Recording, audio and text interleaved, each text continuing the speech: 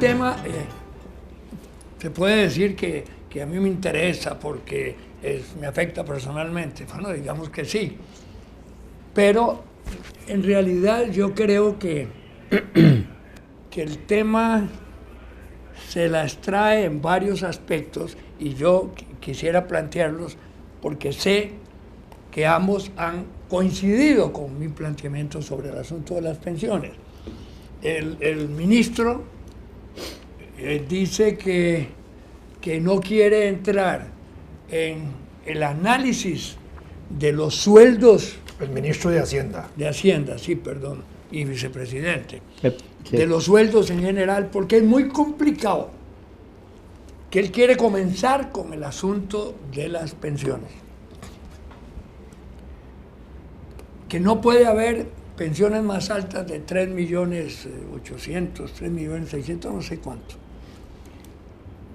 Ahí hay una falacia enorme, porque cuando hablan de los 3 millones y pico, no están hablando del neto, están hablando del bruto, y una pensión de 3.500.000 queda en 2.8. Entonces no es cierto que estén actuando, llamémosle con justicia, es decir, que la idea es efectivamente hacer las cosas de manera correcta. Si es que la palabra correcta la he entendido yo desde chiquillo como algo que tiende también hacia la nobleza, hacia un espíritu justo. Porque si analizan las cosas de los sueldos, yo he oído ejemplos, muy chica, pero que te asustan. Sueldos que con los pluses y todo eso llegan a los 12, 15 millones. Entonces, no, eso tarda mucho tiempo, eso sí es muy complicado. Yo leí ahí unas declaraciones ayer de Otón Solís, por cierto, que termina diciendo, bueno, si esto es así, que no venga nadie del PAC a hablar de limpieza y honestidad. ¿De qué? Limpieza y honestidad, porque no somos ni limpios ni honestos con esto. Bueno, pero cuando tú dices eso ya no me... ¿Por qué tienes algo con Otón? No, Otón es el suicida político más... Eso es otra cosa. No, pero eso es otra, pero lo hace es un asunto personal. No, a partir de una posición presuntuosa que no tiene paralelo en la política costarricense. Bueno, él es el... Presuntuosa porque es rígido en eso. No. Bueno, ya que es una opinión. Es una opinión. Yo nunca votaría por Otón Solís ni para municipio. Porque es el caldo, en el alma de Otón Solís yo veo el caldo de un arbitrario, de un tirano. Es decir, no. Perdón. Yo creo que esa es una parte. Yo no le hago caso a Otón.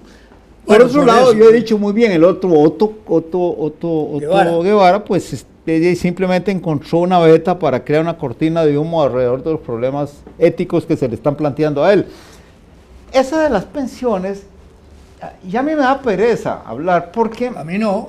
Justamente a raíz de en esta parte, en este momento, tras las declaraciones del ministro de Hacienda y las iniciativas que parece estar tomando de trabajos, se trae al foro, por así decirlo, algo que a mí me parece que está bien.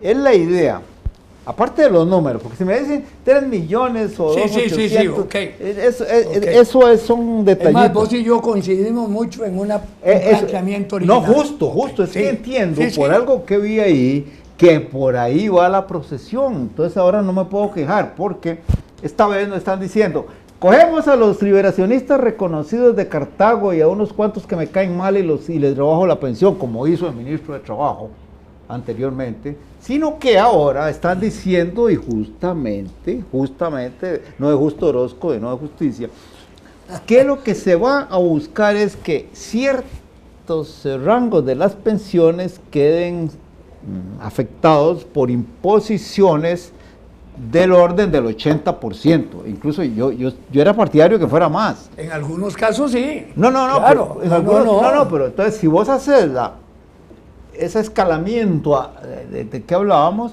entonces se llega a una situación en la que todo el mundo es afectado, pero a la medida en que es afectado cada cual, es más justa que si no se hace nada. Ese es el punto, porque hay, claro, ¿me perdonás una brevísima interrupción? Estás tocando un tema que ya lo habíamos tocado y que yo estuve totalmente de acuerdo contigo, que lo que hizo el ministro fue un disparate porque fue una cuestión antojadiza, dijo ¡pa! Y se acabó, pasó un machete y un cuchillo y listo, ¿no? Se pidió fotos para ver a quiénes le caían mal. Pero volvemos a lo mismo. ¿Cómo que es un prerequisito de analizar la estructura salarial de los niveles altos de gobierno eso de las pensiones? ¿Se convirtió en un prerequisito? ¿Qué opinas vos? No, yo pienso lo siguiente. Primero, digamos, pensiones están relacionadas con salarios. Sí, claro. Entendamos claro. eso, ¿verdad? Régimen de salarios en Costa Rica, yo creo que tiene que discutirse. Incluso discutirse en términos de que a los funcionarios de más alta jerarquía, Poder Ejecutivo, presidente, ministros, viceministros, miembros de la Corte, los diputados, tengan un salario decoroso, decente, digno, equivalente al rango y comparado quizás con Centroamérica o América Latina, no sé, hay que establecer un estoy parámetro de acuerdo de eso. contigo. Eso es básico. Igual lo que son juntas directivas de instituciones del Estado debe regularse, pero regularse de una manera tal que sea un salario que está ahí y que eso está en correspondencia a que va a ser el salario, digamos, de ejercicio de administración. Si es por 4 años, es por 4 años. No que vengan, como hacen los diputados corruptamente, que se aumentan un huevazo de plata, ¿no? Un huevazo de plata cada 6 meses. Sí. O cada año, es igual el equivalente. Sí. O que, como hablan ahora, de que solo están aumentando un 30% de pensiones a los diputados pensionados. Entonces, a los diputados del 30%, pero al resto de la gente, métale la guillotina. Entonces, y ellos hacen como un gran escándalo publicitario diciendo que están tomando medidas y están dando un ejemplo de que las pensiones de los diputados no aumentan más del 30%. No hay sindéresis. Ni siquiera deberían aumentar en esa proporción, porque no corresponde. Ahora, los pensionados, vamos a hablar pensionados y asalariados. Los asalariados están sujetos a incrementos anuales de costo de vida y una serie de cosas que no tienen la misma proporción los pensionados. A los pensionados los tratan diferente. Y yo creo que aquí hay algo que es también injusto, porque la situación socioeconómica afecta a pensionados y no pensionados. Pero en desgracia de los pensionados es que cuando la persona se pensiona se le reduce el salario sustantivamente al ingreso que tenía. Y cuando uno tiene un salario, no importa de qué nivel, tiene gastos a ese nivel. Si de pronto empieza a recibir uno un 30, un 40% menos, hay que hacer una reducción en los gastos que produce un empobrecimiento real de las personas que están pensionadas. Y eso tampoco pareciera ser justo. Aquí debería haberse una discusión en ese sentido, porque atacar a los pensionados es como muy fácil, porque nadie se imagina una huelga de pensionados. Ya están en huelga. No, sería ineficaz desde todo punto de vista. Claro. Llamemos a los pensionados, a todos los pensionados del Estado y del sector privado para que hagan una huelga para reclamar sobre sus pensiones. Que la hagan en alianza con los porteadores. No paran nada, es decir, aquí la verdad es que no paralizan nada, no tiene ningún significado, ¿verdad? Sí. Entonces, en ese sentido, yo creo que es importante ver este asunto. Incluso sobre esas altas pensiones que uno puede estar en acuerdo de que deben ser tasadas tributariamente. Claro. Que es donde se puede castigar. No es el término de decir se va a reducir la pensión. No. Donde hay que establecer es un impuesto muy fuerte a partir de ciertos montos. Eso era de manera que a partir de allí, si alguien gana 17 millones nominales, en la práctica le pueda quedar en 3, por poner un ejemplo, por razones de pago tributario. Sí. Pero no porque le reducen la pensión, Claro, porque eso está en relación a un salario. Sí, pareciera que los Y- políticos, digamos, del cafetal no les gusta la aritmética. Por ahí va la cosa. Sí, así. Es que lo tuvimos, le dimos mucha vuelta a eso. Y ya caímos en la cuenta de que incluso había habido iniciativas en ese sentido. Una Que había sido tuya y otra de Gonzalo Facio. la recuerdo. famosa propuesta de Memo Chávez y Fernando Durán. Después de un tiempo me di cuenta de que en parte fue acogida por viendo las cosas como son. Pero sí, era una previsión racional de lo que podía pasar. Y bueno, lo que pasa es que, claro, nadie en la Asamblea Legislativa vota, la verdad es esa, de eso lo comprobamos, sin pensar en su caso. Y entonces tratan de servirse con la cuchara grande. Ese ha sido un problema. Por otro lado... Perdón, sobre eso mismo es el alza de aumento de los salarios de los diputados, Claro. que también es desproporcional al alza de los aumentos de los trabajadores del sector público y del sector privado. Claro, Y nadie dice nada, ni ellos moralmente dicen nada. no, se quedan ahí. Y justamente una de las razones por las que yo soy escéptico es porque toda reforma pasa por ahí y ellos son cancerberos de sus propios intereses, son los primeros. Entonces, es muy difícil. Casi que he empezado, bueno, es un problema también universal, ¿verdad? En Europa hay una grita general del mismo tipo en relación con la burocracia de la Unión Europea. Eso es para quemar bastillas por todos lados. Lo que pasa es que tienen más capacidad para el ocultamiento allá que aquí, porque hay una especie de actitud admirativa con respecto a la democracia europea y eso es un estercolero desde ese punto de vista. Es peor que aquí. ¿Qué pasa? Que la misma prensa europea en eso es muy cauta. Y yo me pregunto si eso es un fenómeno universal, de que la prensa esté siempre tirándose por el lado fácil, de irse, pero está planteado eso. Pero los que viven en ese estercolero no es que son coprófagos. No, comen caviar. Que busquen en el diccionario que nos oye.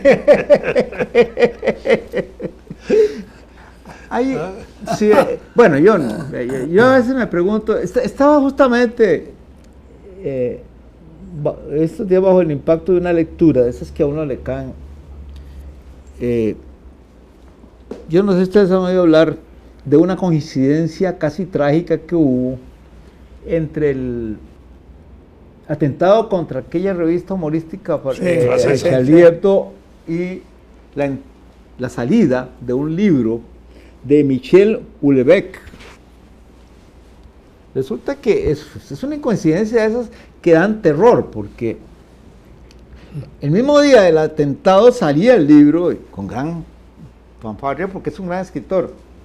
El título del libro es en español y en francés Sumisión, Submission en inglés, está traducido ya cuánto hay. El asunto es que en el libro ese, es una novela política tipo, podríamos decir, tipo 1984, ¿verdad? Es profecía muy próxima,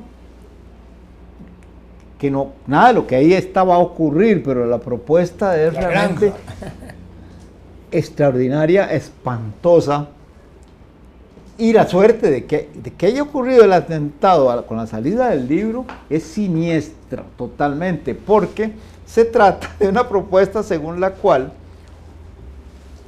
el líder de un partido musulmán francés llega a la presidencia de Francia en 1920. Y bueno, el asunto está planteado de una manera que dice, ¿cómo va a ser? Bueno, sí, es una novela, ¿verdad? Porque también, pero el planteamiento es que el fulano descubre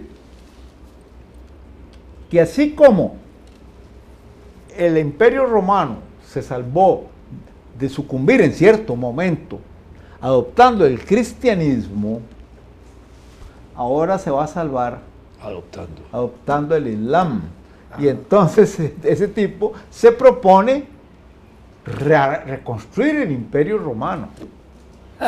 Pero ahí viene que en un momento dado queda claro que en el esquema económico de él está la muerte absoluta de la seguridad social, de la solidaridad grande que llaman. Y deja que la solidaridad se dé solo en el ámbito local, muy local, tan local que casi dice que solo se dé en el seno de la familia.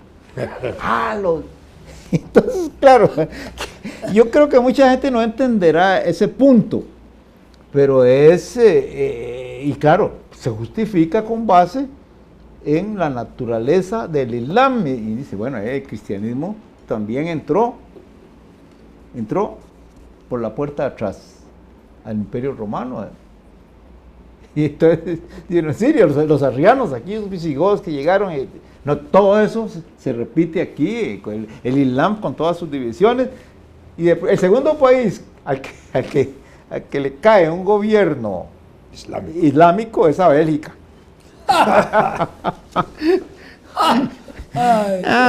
Entonces, bueno, pero eso tiene que ver con la otra cuestión, es decir, la seguridad del individuo frente a los avatares de la economía. La socialdemocracia ya la traicionó hace tiempos, en Europa y en todas partes. El comunismo fracasó con eso. Entonces, no tiene sentido seguir insistiendo. Simplemente, cada cual por su cuenta y con su círculo familiar para que ahí haya un bastión. Viera qué terrible. Yo creo que hay que recomendarle recomendarle a los libreros que no traigan ese libro. Oye, ¿cómo es que se llama el autor de La hierba de las noches? Modiano.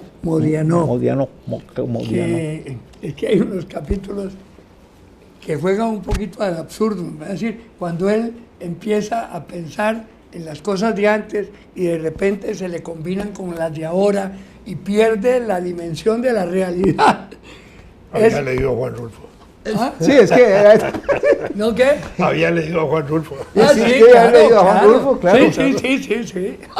No, Cortázar. Por cierto, creo que acaban de anunciar una novela de un costarricense que juega en ese paralelismo, con capítulos pares e impares, donde proyecta situaciones en ese juego novelístico al estilo de Juan Rulfo.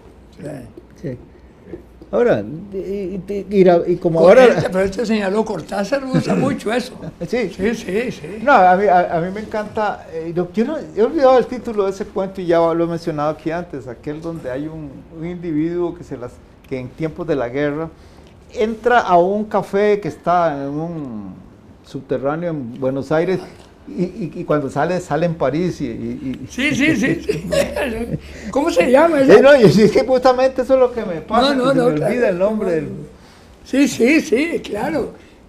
Y vuelve y ya no existe. Uno no sabe cuándo está entrando en París o en Buenos Aires. Es muy interesante eso. Pero, bueno, y más ahora que la fantasía de la literatura, ¿verdad? Claro, para eso sirve, claro, si no fuera eso... Sí, claro. Pero esa idea de que el cristianismo le salvó la tanda al Imperio Romano en un momento dado y que ahora es el Islam el que se lo puede salvar, a mí me dejó de veras impresionado, ¿verdad? Pero es que no hay Imperio Romano ahora, sí que el Islam está jugando sin bola. No, es que bueno, aquí casi que meten no el cristianismo católico tradicional, sino que quisieron hacer eso desde la perspectiva del luteranismo, solo que no funcionó. No, como salvación del sistema. Es que fíjate vos que esto del imperio, de que el Imperio Romano no existe, es muy relativo, ¿verdad? Yo quisiera un historiador del año 5000 contando cómo la Unión Europea era bueno, el 5000 futuro. Dice 5 años 5000, claro. Digo, el 4300. El 4300, para ser más realista. Tenemos que aterrizar en el año 4300. El año 4300.